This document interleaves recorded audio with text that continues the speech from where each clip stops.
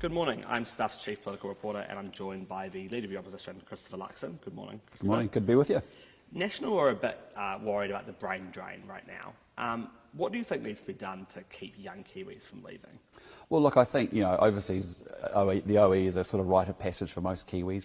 Many people have gone off and done it, and that's a really good thing. I think it actually gives New Zealanders a really good perspective in the world, and it's been really good for us.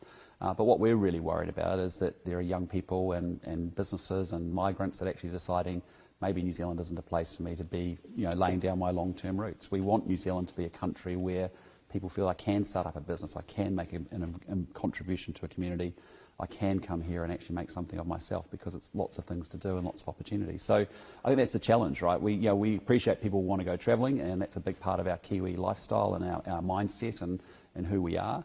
But equally what we don't want is people leaving permanently to be able to say there's more opportunity in another country than in New Zealand. The number before the pandemic was about 40,000 citizens permanently leaving a year. That was down from about 50k in the kind of 11-12 post-GFC era. NBA estimate that it'll go back to that 50k in the year to come, but it could go much higher. Where's the sweet spot for you? Obviously, it's not going to be zero. Yeah, look, I mean, I'm not that hung up on the numbers because it does come back to sort of net migration in some form or another. But the reality for me is what we just don't want happening is people thinking this is a place I can't get ahead. And if you're a young person in New Zealand at the moment, you're looking at it going, I work for an hour to get what an Australian gets in 45 minutes. House prices are much cheaper, and actually the cost of living is half of what it is in New Zealand. So, that's the proposition that we've got to be able to make in government to the New Zealand people. Say, hey, listen, we back you. This is a place that you can do well in. It's a place of opportunity. You left for an OE. The Prime Minister did, David Seymour did, James Shaw did. You basically look around Parliament, everyone who's successful has left for an OE. Was that because the country wasn't offering you enough? No, it's really because there was a great opportunity to go out in the world and experience the world, and that's the normal experience for all of us. It's quite different actually. I mean, like I lived in North America for 8 years, and if you're a young person and you wanted to go on a 1 year or a 2 year OE, that's considered a tremendous loss of focus and you're not taking your career very seriously. But for us in New Zealand, it's a very big part of us being able to engage with the world. Otherwise, and that's a great thing about New Zealand. So we want to encourage people to travel, get out, see the world, get perspective, so we don't stay myopic and isolated in a very isolated part of the world. But actually what we're talking about here is people who are leaving long term because they fundamentally don't think that New Zealand's a place that rewards enterprise, ambition, aspiration. What's the policy prescription then to get people to come back, essentially, or to not leave permanently? Well, you've really got to face up to some of the big challenges that we've got. So, the things like housing, how we fundamentally solve the housing challenges that we've got. Ultimately, how we build a more productive economy so that we actually can offer more, higher levels of wages and income. And the other thing the government's got to do a much better job on, and we're going to see it again today with potentially rising interest rates, is managing this inflation environment that we're in. And the reality is, they're leaving all of that to interest rates. They're not actually making some of the fiscal decisions they need to know about government spending and also about making this a good place to build a good business. On government spending, did you make a bit of a mistake yesterday when you said public transport should stand on its own 2 feet and operate entirely without subsidies? I don't think I communicated as clearly as I possibly could have or should have. What I was trying to say, because the question's quite broad, is that there's 3 bits to it. I mean, the first bit is we are very proud about our investments in public transport. Think about the CRL, think about the electrification of Auckland Rail, think about Wellington Metro Rail in government. We will continue to subsidise public transport operationally in capital terms, as we have done for over a decade and a half. That's that part of it.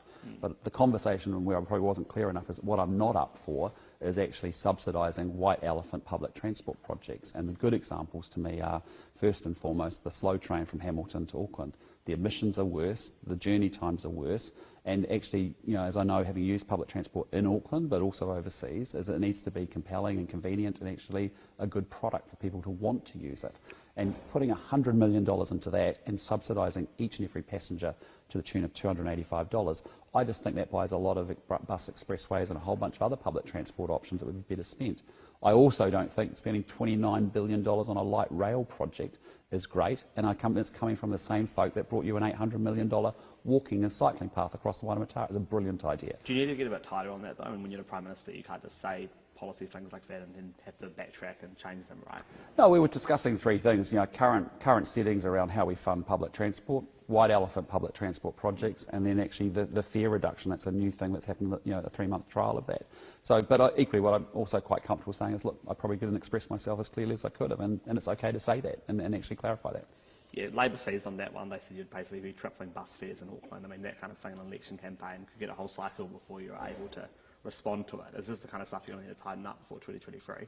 Oh, not make mistakes like that when you're communicating? Look, it is what it is. All I'm saying to you is I'm clarifying what I was trying to say yesterday. But, I get it. But look, no disrespect. We've got a government that thought a walking pathway bridge across the Waitemata was a brilliant idea at $800 million, given everything else going on in this country, the infrastructure deficit we've got. That was their best idea. Come on.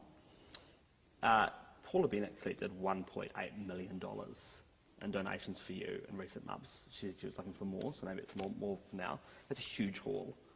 Some of those donations are more than most Kiwis make in a year. $100,000 they're from some of the wealthiest New Zealanders.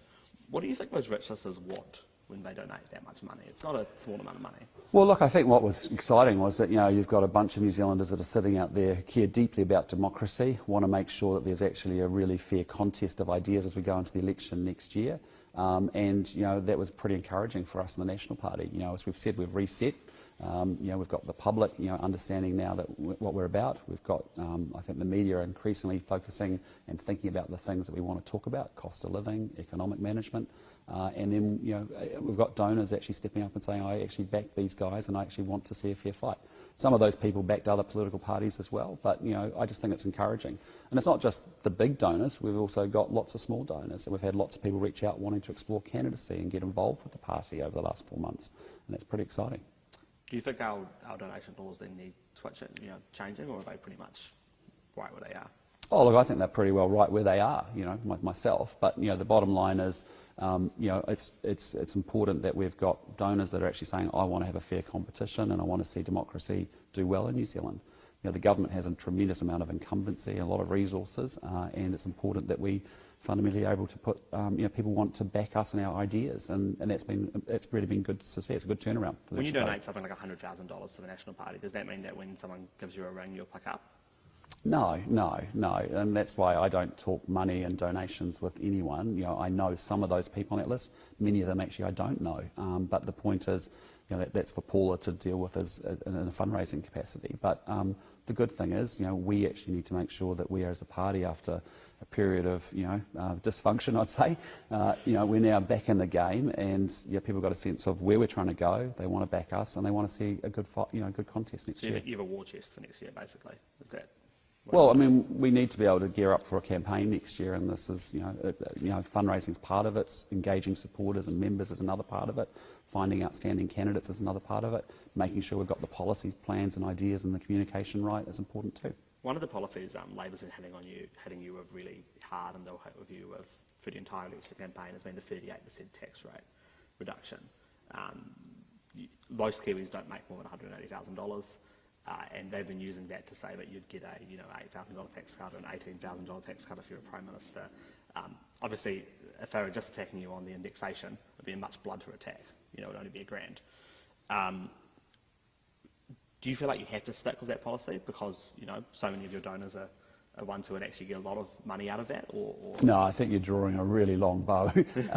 What we've been really clear about is, look, we said from the beginning we would oppose this government. We'll be, we'll be tough and we'll be constructive where we can. You've seen that on Ukraine, for example. We'll also propose ideas. And so what we're doing here is actually, very simply in a cost of living crisis saying, look, taxation adjusted, inflation adjusted taxation thresholds isn't a big deal. It's pretty common around the world. That they're fighting on that right now. No, but hear me out. But what I'm talking about is, what we've said is very clearly, that's a really good idea. They should be really entertaining that. That's not a political idea. That's actually, inflation's up 12% under these guys. They should be adjusting those thresholds so people aren't inadvertently caught. That's a fairness thing. It's a New Zealand thing. It's not a party thing. It's a good idea. Sensible, practical, people do it around the world. What we're saying is there's other pieces of the tax program which we'll look at when we get to government, which are things like, there's a reason why the IRD said to the government, do not extend the bright line test, do not remove interest deductibility, because it's going to lead to higher rents. And lo and behold, we're up $50 in less than 12 months since they made those changes. That doesn't make a lot of sense, because we know it's a big disincentive. It's having a big impact in the rental market. So, we will go to the election campaign with our tax policy. That's not the full gamut of it. There's time for us to build all of that. That's what we work on. But what I'm saying to you, we came up with a very practical, sensible idea. I think they should just take it and run with it. It's a common sense way to do it. Because, to be honest, giving Kiwis back their money in their pocket at this time in a cost of living crisis versus seriously trusting Grant Robertson, who's addicted to spending, to spend that money on our behalf better than New Zealanders can, that you doesn't don't work. need to just drop that 38% part of it and take out that weapon from the Labour quiver? We'll have a fully planned out taxation policy for the election. Don't worry about that.